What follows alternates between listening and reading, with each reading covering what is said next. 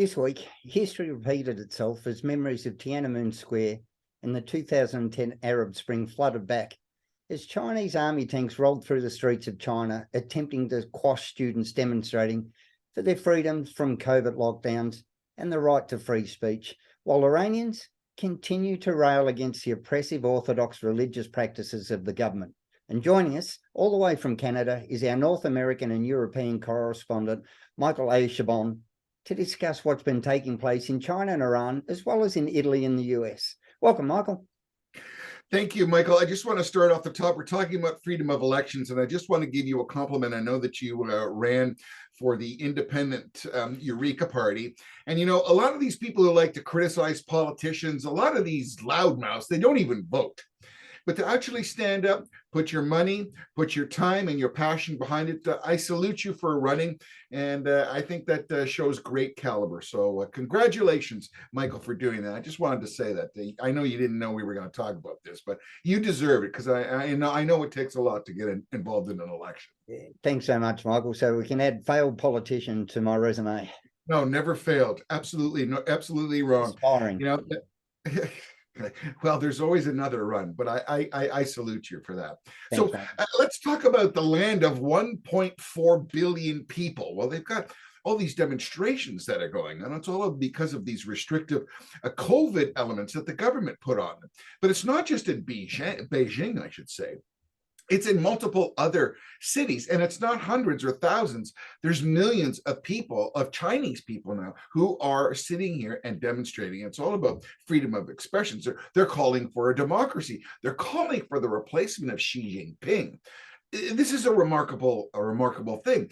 Any time in China, if you were to put any dissension or any type of a public criticism of the government, etc., I mean, you could be imprisoned. You disappear for a little while. I mean, as you said, Tianamen Square in 1989 was a time when you saw a revolt and it was unprecedented.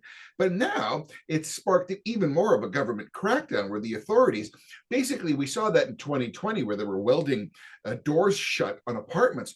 What really spurred this was there was an apartment fire and the fire department couldn't come and rescue these people and they died because of the fact that the doors were welded shut. So it's harming business. It's stagnating growth in China.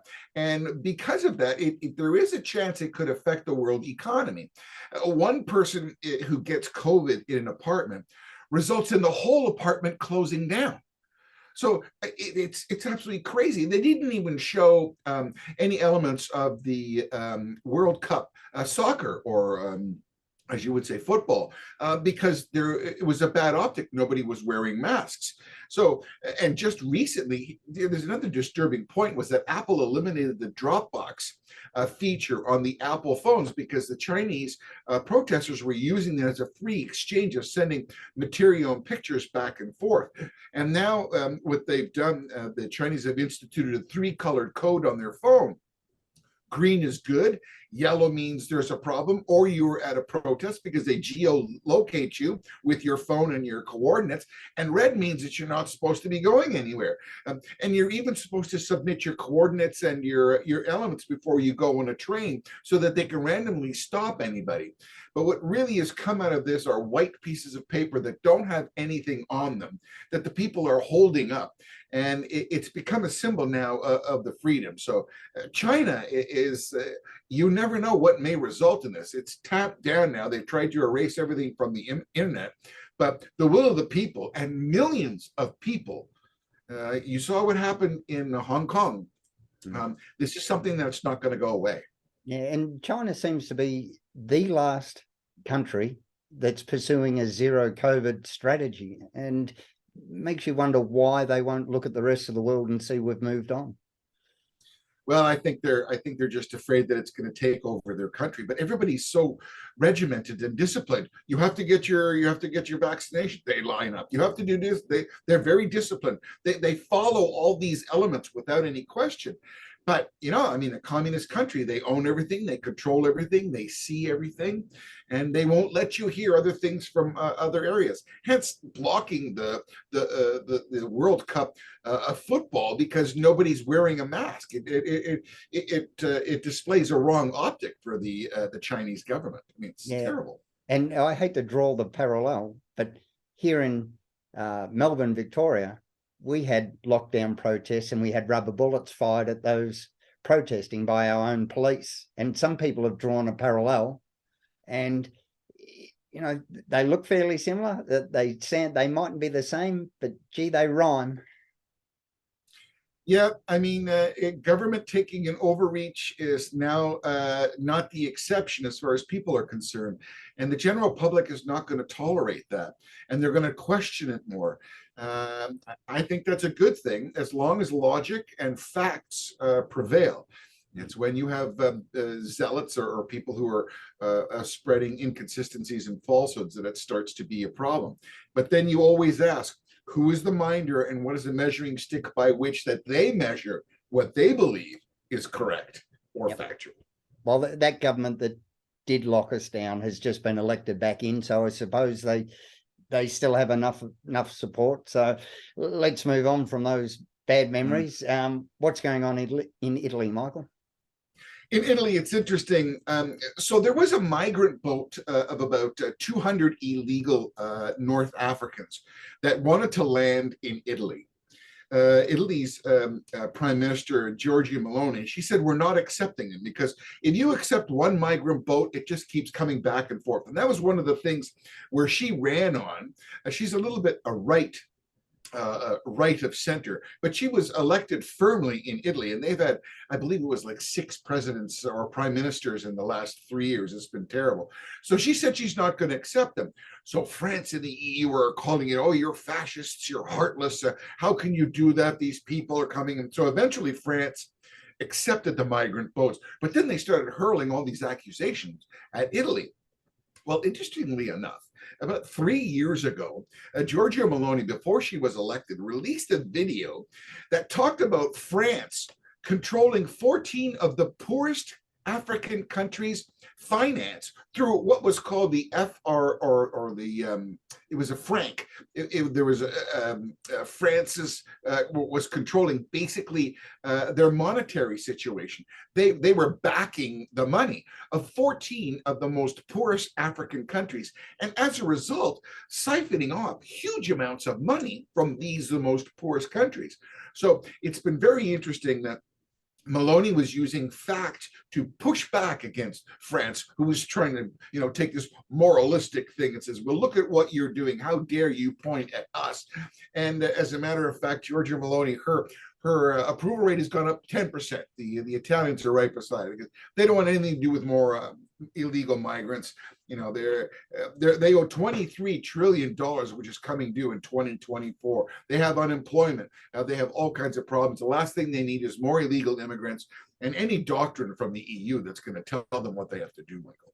Yeah, here in Australia, we have a zero tolerance policy to illegal boats coming, where no one arrives by boat will be settled.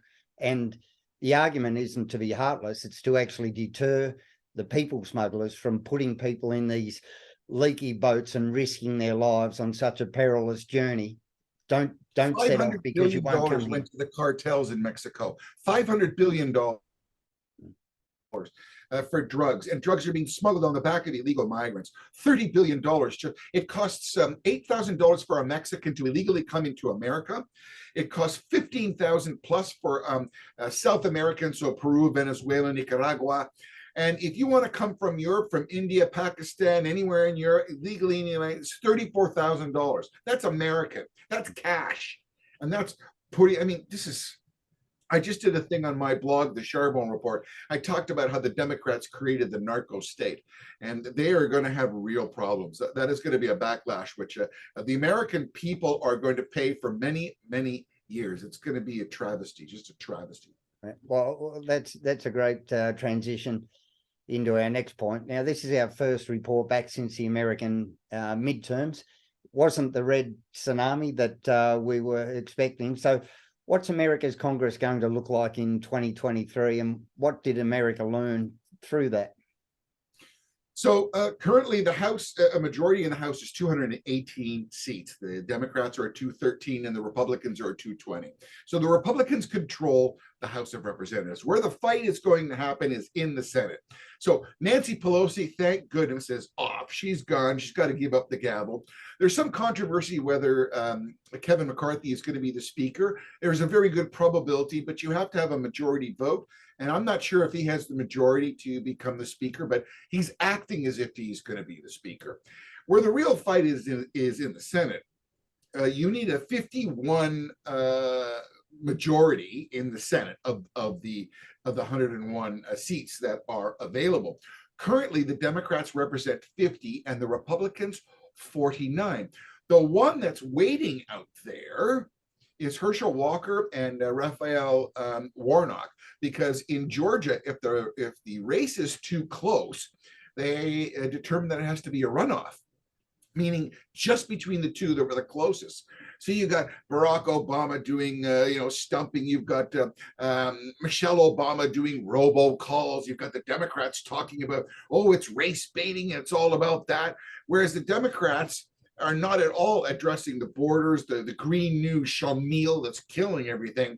So it's about 5 or 6 days from the recording of this program that we're doing, Michael. But you will see what's going to happen. If the Republicans get that vote, it'll be a 50-50 split, meaning the only person that can break a tie in the Senate is Kamala Harris, who is the 51st vote. Otherwise, if Warnock wins, then they own the Senate. Now, already you can see that Joe Biden is a lame duck. President Biden is a lame duck because the House is controlled by the Republicans. So he only has veto power to be able to stop it. But the Senate has always been the place of second reflection and approval. If you don't own the Senate, it's really hard to move people over to try and endorse, because I'm going to tell you, the Republicans are going to talk about Hunter Biden's laptop, which was suppressed in the media, and they want to know what's going on. Where's all the money going in Ukraine? Billions and billions of dollars. It's not the question whether Ukraine should be supported and given military aid. It's where's all the money going? Who's holding it and what's going on? And the border. You've got to close the border. So it's going to be very interesting, I think. Prediction for Walker versus Warnock? I hope, I'm hoping, I think it's almost too close to call. I think Herschel Walker will win, because I'm hoping that the people of Georgia realize that the race baiting that the Democrats were doing is not in any way in line with what America is facing. I also believe that they have to understand that in 2024, if Biden is going to run again, he would be 82 years old. Trump would be 79, I think. And the point is, Trump is not the guy who should run for the Republicans. It should be, in my estimation, as just to put a bow on it, it should be Ron DeSantis, who is the governor of Florida, and it should be Kristi Noem, who is the governor of North Dakota. That, for me, is a ticket that I have heralded for the last 2 years, and I've said it on television. I've said it in many reports. I think Trump has too much baggage. I think he would be a kingmaker in the background, but the Republican Party is going to have to do a leadership campaign. And I'm not quite sure if the Trumpsters are going to be able to bring it out, because he was part of the problem, along with the abortion ticket, that didn't create the red wave that they were all talking about. And I think, you know what, I think Trump's time as being a cheerleader and being a person who supports Americanism and America first is good, but I don't know if America has an appetite to reelect him as the president. I think they want to change.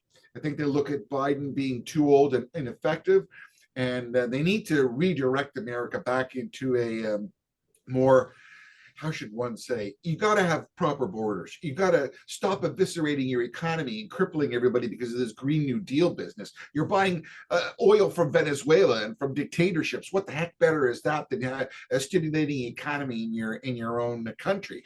Yes, you have to be conscious of the world, etc. But the way that they manufacture gasoline and oil and petroleum products is completely different the way the United States does under all these restrictions. So it's, I don't know, it's going to be a schmozzle, but I'm hoping for Herschel Walker, because that'll just make it even more interesting for God's sakes. You got a 50-50 tie in the Senate. You've got the Republicans owning the House. I mean, Biden might as well just go try and ride his bicycle again without falling off. And the Democrats are anything but a unified voice at the moment. They seem to be getting, there's a portion of them that want to go even further left, and there's another part of them that wants to stay moderate because they realize the extreme left and the extreme right, in my humble opinion, they're as bad as each other. But they have no horses in the race, Michael. I mean, if you were going to say, who are you going to put in there if you're a Democrat? Who are you going to put in to run? Kamala Harris has got worse numbers than Biden. Biden, I'm sorry to say, the man is old. He's feeble. I don't think he's running the government. I think there's a cabal of 6 people in the White House are basically pulling the strings and determining what's going on. You think little Pete Buttigieg is going to sit there and run and America's going to vote for him? Not likely. They don't have any hot ponies in the run. The Republican Party has parties in the run, and there are moderates. Again, the point of abortion, which is what their Supreme Court brought up, they said they're not eliminating that you can't have an abortion. What they're saying is abortion should be decided state by state. If you're in Kentucky and you have a large religious right, abortion is wrong. If you're in California or New York, or certain other places, Illinois, abortion is something that is used as birth control all the time because they have a problem. So you have to be able to find a middle ground. When is it 15 weeks? Does it have a heartbeat? When does someone believe that the fetus transposes into a person? And supreme of all that, who are we to determine what a woman can do with her own body? You know, I don't support abortion as a form of birth control again and again and again and again. But if you think about a government telling a woman what she can or cannot do with her body, that's where I draw the line. Where I really have problems is what's called infanticide, where a live, functional, breathing, heart beating baby exits the womb and then is left to die as a result. That I don't agree with. And I also feel that there should be a certain number of weeks that one would have to consider very realistically how close that baby is to being a real human. And again, that's someone else's interpretation. But supreme to all that, it's a woman's ability to choose and do what she wants with her body. And now we have pills that you could take orally that will be able to eliminate any pregnancy. So I don't know, it's very convoluted, but I think the Republicans got to stay away from that because that's not an issue that's going to make any hay for them getting elected. Yeah, we want the government out of our lives, and especially out of our bedrooms. Although there's lots of space in mine at the moment. Well, they just but you're a single father raising a child. That's another thing which was very humane and wonderful about you, Michael. You have a very interesting story, and when one looks at your path and checks you out on LinkedIn and on several of your blogs, you're a genuine guy. Here you go, single father. You ran to represent your community. All that is wonderful. I mean, that is exemplary. And here we are talking politics for the Informer to help people understand what's going on and to engage them to watch this program. I think it's wonderful. You have my 100% support. All right, let's end it on that high note, Michael. Full of praise for me. Thanks so much for your time, Michael, and we'll chime back in next week. We should have a good idea of Walker versus Warnock and which W will get the W in their win column. Very well. Thank you, Michael, and thank you to all the viewers on The Informer. Thanks, Michael. Bye-bye.